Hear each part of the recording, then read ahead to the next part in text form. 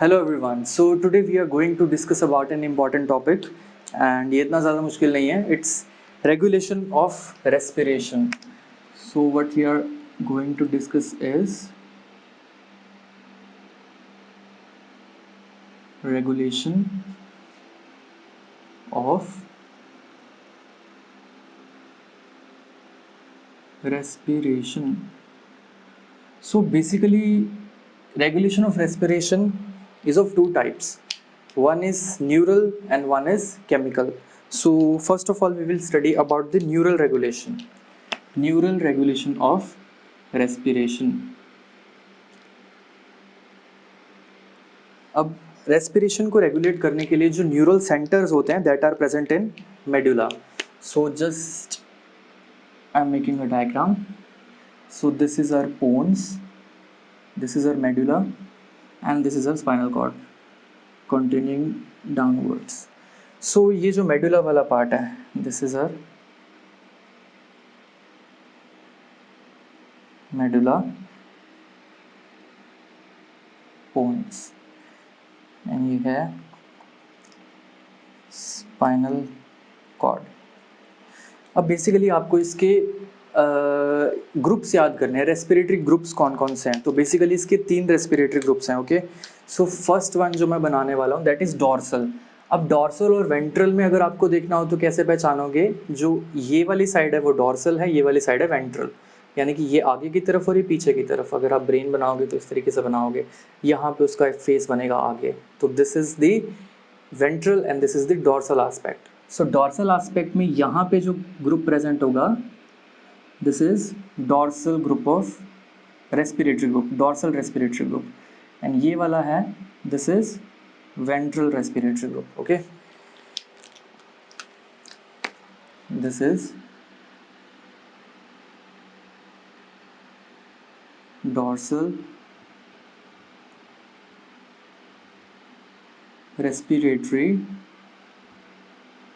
Group, जिसको हम बोलते हैं DRG, dorsal respiratory group. And ये है हमारा वेंट्रल रेस्पिरेटरी ग्रुप, जिसको हम बोलते हैं VRG. ओके, एंड यहाँ हमारे प्रेजेंट होता है न्यूमोटैक्सिक सेंटर, थर्ड ग्रुप. तो इसका नाम क्या है?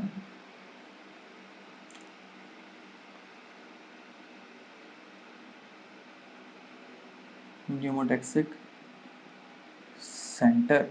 ओके, सो बेसिकली अब तक हमें क्या पता चला कि रेगुलेशन ऑफ रेस्पिरेशन 2 टाइप्स की है, न्यूरल रेगुलेशन और केमिकल. केमिकल हम डिस्कस करेंगे आगे. न्यूरल में 3 ग्रुप्स प्रेजेंट है respiratory: ventral respiratory group, dorsal respiratory group and pneumotaxic centre. तो हम इसको नंबर से असाइन कर देते हैं.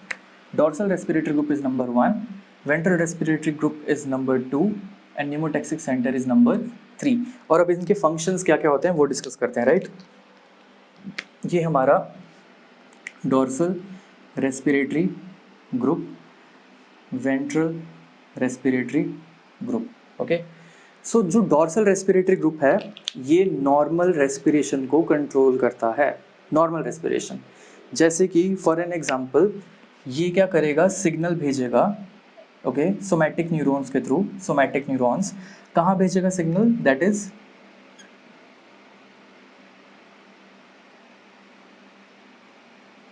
Diaphragm and external intercostal muscles. Okay, so 2 जगहों पे ये अपना सिग्नल भेजता है. First is diaphragm and external intercostal muscle. Diaphragm की कॉन्ट्रैक्शन होगी तो लंग्स एक्सपेंड करेंगे, लंग्स बड़े होंगे, तो उससे क्या होगी? इंस्पिरेशन होगी. एक्सटर्नल इंटरकॉस्टल मसल्स हैं वो क्या करेंगी? एक्सपेंड करवाएंगी आगे चेस्ट कैविटी को. चेस्ट कैविटी एक्सपेंड की तो इंस्पिरेशन हुई. और जब ये इंस्पिरेशन होती है, जब चेस्ट कैविटी एक्सपेंड करती है तो उसी तरह से वो इलास्टिकली रिकॉइल करती है, वापस आती है, उसी रीबाउंड होती है. तो जब इलास्टिक रिकॉइल होगा वापस से तो वो एक्सपायरेशन करा देगा. तो this will lead to inspiration. Inspiration. Okay, so normally हमारा कौन सा काम कर रहा है, डॉर्सल रेस्पिरेटरी ग्रुप। अब आते हैं ventral respiratory group. Ventral respiratory group जो है ये नॉर्मली काम नहीं करता है, ये स्पेशल सिचुएशंस में काम करता है। सो ये कहाँ पे एक्ट करता है, इंटरनल इंटरकॉस्टल मसल्स और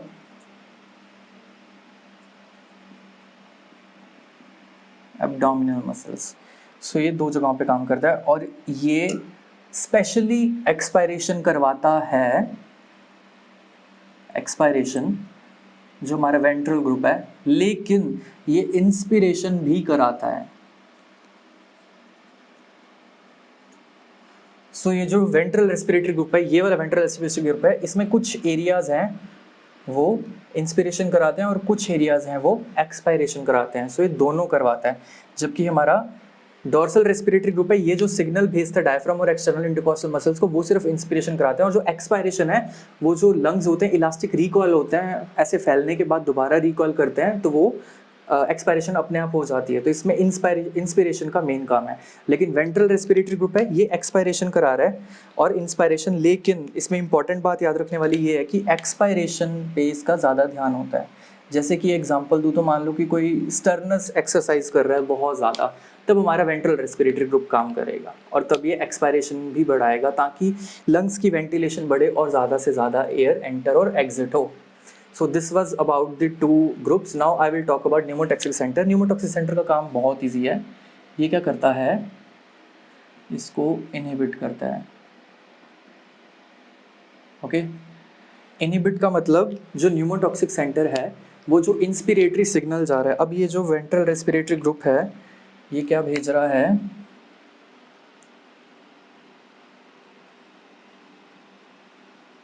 इंस्पिरेटरी सिग्नल।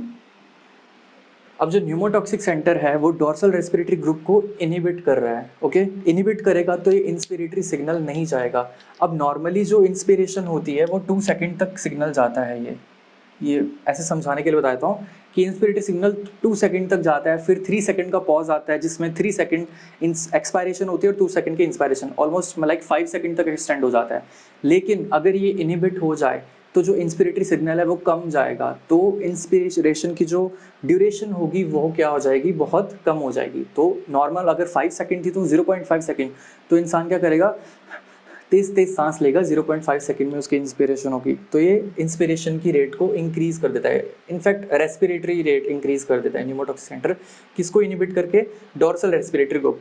सो अगर इसको समराइज करना हो तो डॉर्सल रेस्पिरेटरी ग्रुप और वेंट्रल रेस्पिरेटरी ग्रुप और न्यूमोटॉक्सिक सेंटर तीन है। डॉर्सल नॉर्मली काम करता है, इंस्पिरेशन कराएगा, एक्सपायरेशन इलास्टिक रिकॉइल से हो जाएगी। वेंट्रल रेस्पिरेटरी ग्रुप नॉर्मली नहीं काम करता है, ये एक्सपायरेशन भी कराता है, इंस्पायरेशन भी कराता है। कौन कौन सी मसल्स, इंटरनल इंटरकॉस्टल और एब्डोमिनल मसल्स। और ये स्पेशली एक्सपायरेशन कराता है इन स्पेशल कंडीशन से, नॉर्मली काम नहीं करता है। जो न्यूमोटॉक्सिक सेंटर है ये क्या करेगा, dorsal respiratory group of neurons को इनहिबिट करेगा जो कि इंस्पिरेटरी सिग्नल को सेंड कर रहे हो। वो इंस्पिरेटरी सिग्नल कम जाएगा तो इंस्पिरेशन की रेट बढ़ जाएगी, right. So this was about the pneumotoxic center. Now I would like to discuss about the chemical regulation of respiration. Okay, so now we will discuss about the chemical regulation of respiration. So first of all मैं पहले बता देता हूँ कि chemical regulation होती कैसे है। This is our bones, medulla, spinal cord. Okay, जो वेंट्रल सरफेस ऑफ मेडुला है, जो ये वाला सरफेस है, इसके 0.5 मिलीमीटर जस्ट बीनीथ, यानी कि जस्ट यहाँ पे रेस्पिरेटरी कीमोसेंसिटिव एरिया होता है। Okay, chemosensitive area. So this is our medulla, ये है वेंट्रल, ये है डॉर्सल। ओके, तो ये है हमारा कीमो सेंसिटिव एरिया। अब ये जो कीमोसेंसिटिव एरिया है इसका कनेक्शन किसके साथ है? डॉर्सल रेस्पिरेटरी ग्रुप के साथ भी है। Okay, I draw it, just wait. ये हमारा डॉर्सल रेस्पिरेटरी ग्रुप है, तो यहाँ से न्यूरॉन्स यहाँ भी जाते हैं। ओके, सो और अपने जो ये कीमोसेंसिटिव एरिया है अभी बताऊंगा कि किस किस के लिए रिस्पॉन्सिबल है। सबसे पहले क्या होगा कि जो हमारी कार्बन डाइऑक्साइड की कंसनट्रेशन है, हाइड्रोजन आयन की कंसनट्रेशन है और ऑक्सीजन की कंसनट्रेशन है, ये 3 प्राइमरी फैक्टर्स हैं जो कंट्रोल करते हैं केमिकल रेगुलेशन के थ्रू। अब कैसे होता है ये? जस्ट लेट की CO2 की कंसनट्रेशन इंक्रीज हो गई in blood, arterial blood. Okay, CO2 की कंसंट्रेशन इंक्रीज होने से क्या होगा? जब वो ब्लड ब्रेन बैरियर को क्रॉस करेगी, ब्लड ब्रेन बैरियर, तो CO2 तो वहाँ पे होगी ही। ओके, CO2, लेकिन उसमें से कुछ CO2 क्या होगी?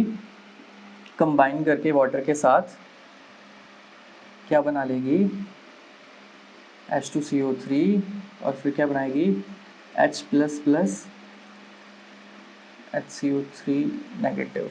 ओके, सो CO2 इंक्रीज हुई आर्टीरियल ब्लड से, उसने ब्लड ब्रेन बैरियर को क्रॉस किया, क्योंकि ये जो पार्ट है ये मेडुला में प्रेजेंट है, तो इनफैक्ट ब्लड ब्रेन बैरियर को क्रॉस इसको करना ही पड़ेगा, राइट। सो जब ब्लड ब्रेन बैरियर को क्रॉस किया तो CO2 कुछ तो ब्लड ब्रेन बैरियर क्रॉस करने के बाद CSF में भी होगी, सेरिब्रोस्पाइनल फ्लूइड, लेकिन कुछ CO2 क्या करेगी? वाटर के साथ कंबाइन करके H+ आयन की फॉर्मेशन करवाएगी। This is very very important. और ये H+ आयन एक्ट करेगा कहाँ? कीमोसेंसिटिव एरिया पे, राइट। एंड ये बहुत ज़्यादा इंपॉर्टेंट है। जो कीमोसेंसिटिव एरिया है वो H+ आयन के लिए बहुत ज़्यादा रिएक्टिव है, लेकिन CO2 के लिए इतना ज़्यादा नहीं है। ऑब्वियसली है CO2 के लिए भी रिएक्टिव, बट H+ के लिए ज़्यादा रिस्पॉन्ड करता है कीमोसेंसिटिव एरिया। तो chemosensitive area is responding to increase concentration of H+ ions और इंक्रीज कंसंट्रेशन ऑफ CO2, लेकिन इसके लिए इसका रिस्पॉन्स बहुत ज़्यादा है, दो इसके लिए भी इसका रिस्पॉन्स है। ये था about the central chemosensitive area. Central मतलब कि सेंट्रल नर्वस सिस्टम में प्रेजेंट है। अब मैं बात करूंगा जो पेरिफेरल सेंटर है उसमें क्या होता है। ओके, सो पेरिफेरल सेंटर्स कहाँ प्रेजेंट होते हैं? कैरोटिड एंड आयोटिक बॉडी में। Now I tell you about peripheral centres.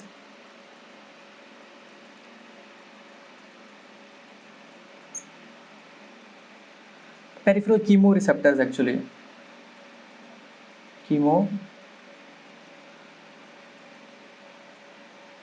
Receptors. अब ये जो पेरिफेरल कीमो रिसेप्टर्स हैं ये प्रेजेंट होते हैं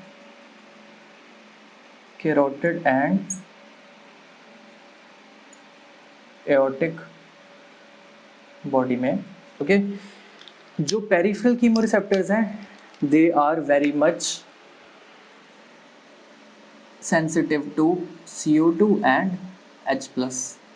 इंक्रीज CO2 और इंक्रीज H+ जब ब्लड में होंगे, आर्टीरियल ब्लड में, तब क्या होगा? Carotid and aortic chemo receptors हैं वो एक्टिवेट हो जाएंगे, और वो किसको एक्टिवेट करेंगे आगे?